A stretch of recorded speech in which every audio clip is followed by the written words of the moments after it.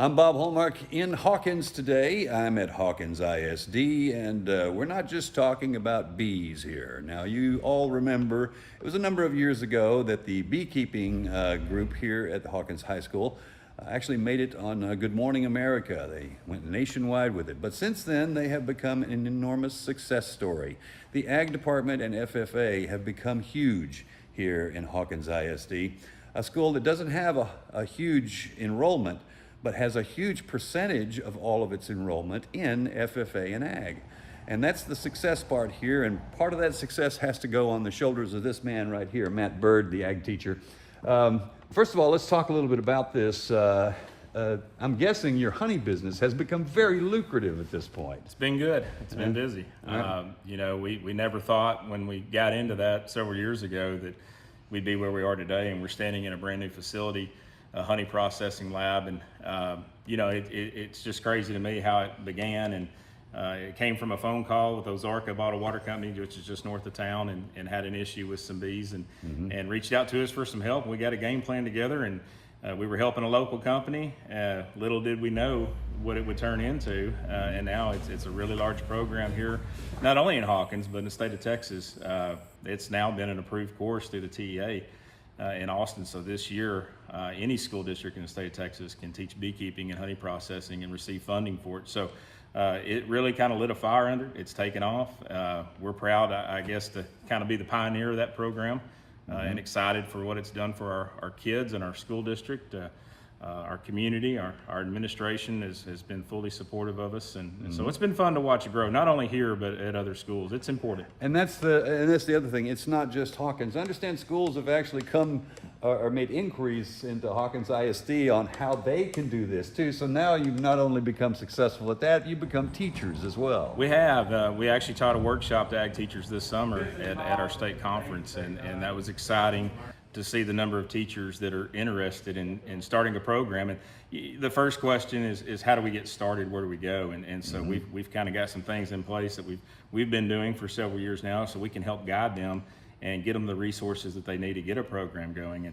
And like I tell everyone, it just adds another sense of diversity with our ag programs, and gives students another outlet and another chance at taking another class that they find that they can find a home here. And it's not only interesting, but the benefit that beekeepers have, especially in the United States. Last year in 2023 is a $350 million business just in honey production. And so just getting to see the big picture, you know, we know what we do here locally in trying to protect the bees and the importance of bees. And you know, if bees didn't exist, mankind's not going to last very long. And so that's one thing we want to make sure our students understand and know, and the importance of that, and be able to be good advocates for that program. And so it's been great. Our students, they become leaders through this. They operate a business. At Christmas, we do a big kind of a Christmas special with our honey sales, and they learn we've got an Etsy account online, and they bottle it. Of course, we bottle the honey, we process it. They have to box it, label it, ship it, keep all the accounts on that. And at the end, if we've got all of our seniors that have gone through our program, we give a scholarship. Every senior that's ever been in our beekeeping program has received a scholarship at the end of the year, and that's based off our honey sales and production too. So it's been great, full circle. It's great for other school districts that want to get involved, and we're excited to be able to kind of share our experiences and our stories and help lead them down the right path to hopefully have the same experiences that we get. And you just answered another question I was going to ask already, but the success of the students, that's important too. It's not just being able to be educated in school, but to learn how to be successful in business as well. Now, regardless of what area that they go into, a lot of these kids that we have talked with, and you'll hear from them later, have already decided they're going into some phase of ag, some phase of agriculture as a profession. And that's important because we need kids like that to be able to take care of us in the future. So I'm guessing as an educator, that's very gratifying to know that they have made that decision already, that they're going to do that. It is, and I think for us in the CTE world, the vocational world, this day and time, we want our students to realize they've got a lot of value. Not all students are going to go to college. Not all are going to get that 4-year degree, but we've got a great demand on the vocational side of things. And so we're glad that we can take a part in that and show the importance and highlight that. and give those students those skills. And it's not just the skill set, whether it's building something in ag mechanics, but the leadership skills that our program provides. And that, to us, is one thing we like to hang our hat on, and how to fill out a resume, how to go through a job interview, how to answer questions, how to dress professional and act professional, and just really look the part. We want to have the skills for them when they do graduate. We know we've got a marketable student out there and one that's going to go out there and be successful. So, that's one thing we like to hang our hat on, that we're proud of, that we really push. And, along the way, if they get to do beekeeping or ag mechanics or animal science or plant science, whatever that may be, they're just adding to their resume. That's just another notch on their belt.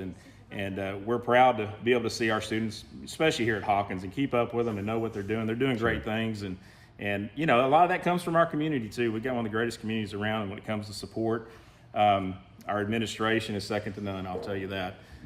So none of this would exist if you don't have that kind of support. We're talking about a town that officially is around 1,300 people here.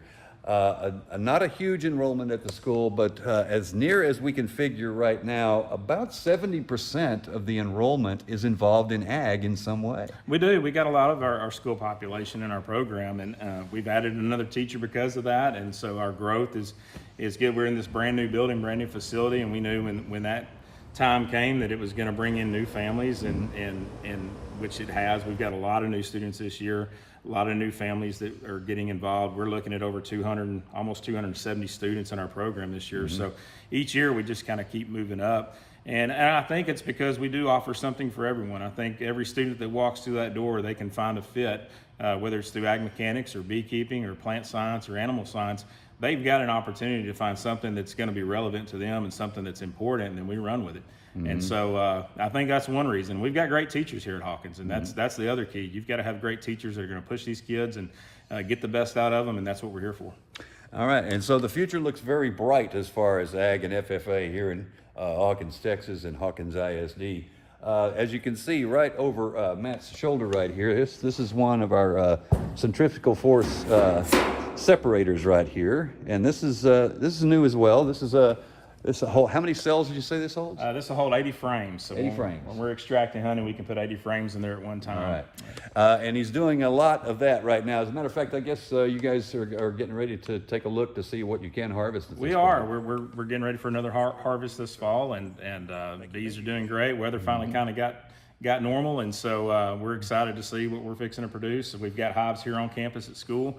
We've still got hives at Ozarka Bottled Water Facility. We've got local landowners that we've had, and that's been another push. We've got a lot of families that are buying land and they want that agriculture exemption. In beekeeping, you can get that, and so for them, it's a great place for us to use as a resource, and it's helping them too. So that's just another side of beekeeping that's really gotten popular over the past few years. All right, well, Matt, continued success to you, man. Well, thank you. Appreciate it. And we'll have much more on this story tonight on KLTV 7 News. For KLTV WebXtra, I'm Bob Hallmark.